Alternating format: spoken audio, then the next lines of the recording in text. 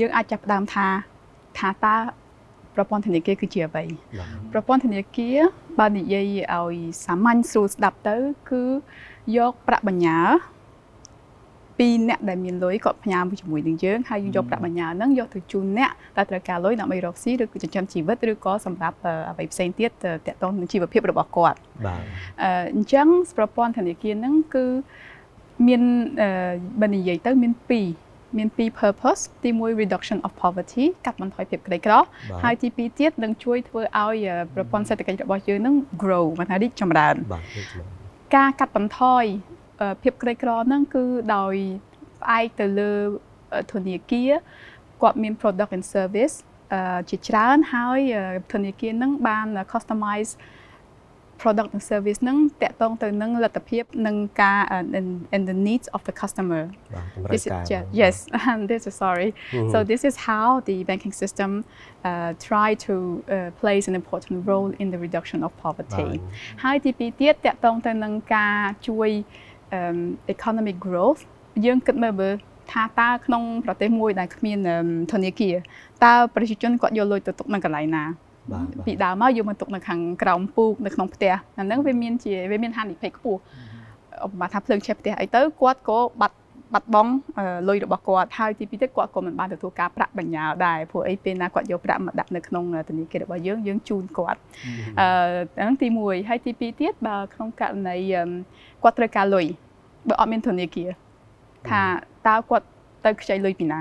គាត់ខ្ចីលុយបងប្អូនគាត់មិនគ្រប់គ្រាន់ហើយវាបញ្ហាបងខាងបងផលវ៉ាន់ឌីគាត់អាចនឹងនិយាយច្រើនលើនឹងទៀតគាត់អត់មានលុយគាត់ងាកទៅជុំវិញគាត់ជាពិសេស loan shark បាទវាខាង informal lending យើងអាចនិយាយបានថាកម្ចីក្រៅផ្លូវការ yes កម្ចីក្រៅផ្លូវការដែលមានហានិភ័យខ្ពស់ interest rate ក៏ខ្ពស់ហើយអត់មានប្រព័ន្ធ protection legal consumer protection បាទចាហើយទី3ទៀតបើនិយាយឲ្យធំនេះគឺជាពីចំណុចមុនគឺខ្ញុំនិយាយតាក់ទងទៅនឹងបុគ្គលប៉ុន្តែបើចំណុចទី3គឺតាក់ទងទៅនឹង business បើអត់មានប្រព័ន្ធធនាគារ business គាត់អាច expand បានទេគឺគាត់នៅតូចគាត់បានខ្ចីលុយដើម្បី expansion ហើយតែពេលណា expansion អត់មានគឺ job creation ក៏អត់មានដែរអានឹងហើយដែលអាចធ្វើឲ្យដែលប្រព័ន្ធធនាគារអាចធ្វើឲ្យ economic growth ហើយ growth នោះ sustainable ហើយ inclusive sustainable បានថាយើងធ្វើយ៉ាងម៉េចកុំឲ្យ growth ហ្នឹងវាហួសហេតុពេកធ្វើឲ្យទីបំផុតធ្វើឲ្យប្រព័ន្ធហ្នឹងរលំ collapse ហើយ inclusive ហ្នឹងបានថាម៉េចបានន័យថា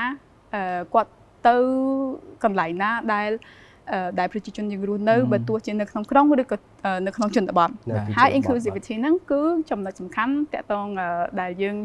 ស្នើឲ្យ microfinance institution ហ្នឹងគាត់ជួយយើងដែរពីព្រោះអញ្ចឹងខ្ញុំថាបើបងផលវ៉ាន់ឌីអាចជួយបន្ថែមពីលើនេះទៀតបាទអរគុណដោយលោកស្រីធានីបានលើកឡើងអញ្ចឹងគឺប្រព័ន្ធមីក្រូហិរញ្ញវត្ថុ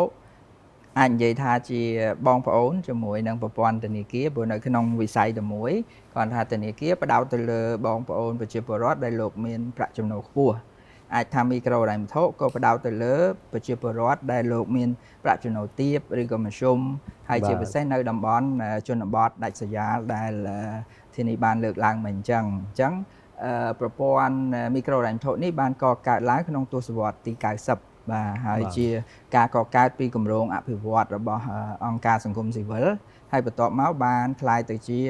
គ្រឹះស្ថានឯកជនមួយដើម្បីធានានៅនិរន្តរភាពក្នុងការផ្ដល់ប្រាក់កម្ចីលើកកម្ពស់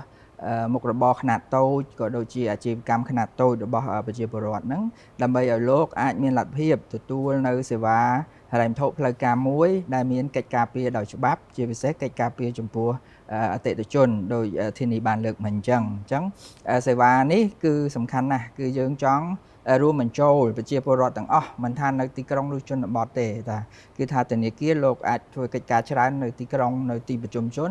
រីឯមីក្រូហិរញ្ញវត្ថុគឺធ្វើកិច្ចការច្រើននៅតំបន់ជនបទទៅរកប្រជាពលរដ្ឋដែលនៅតំបន់ដាច់ស្រយាលផ្សេងហើយក៏ដូចជានៅទីប្រជុំជនមួយចំនួនដែរអញ្ចឹងវិស័យទាំងពីរនេះយើងជឿថាបានចូលរួមចំណែកទៅក្នុងការអភិវឌ្ឍសេដ្ឋកិច្ចសង្គមជាង2ទសវត្សរ៍នៅក្នុងប្រវត្តិសេដ្ឋកិច្ចកម្ពុជារបស់យើងនេះអញ្ចឹងតួនាទីនេះសំខាន់ណាស់មិនអាចខ្វះបានទេបាទ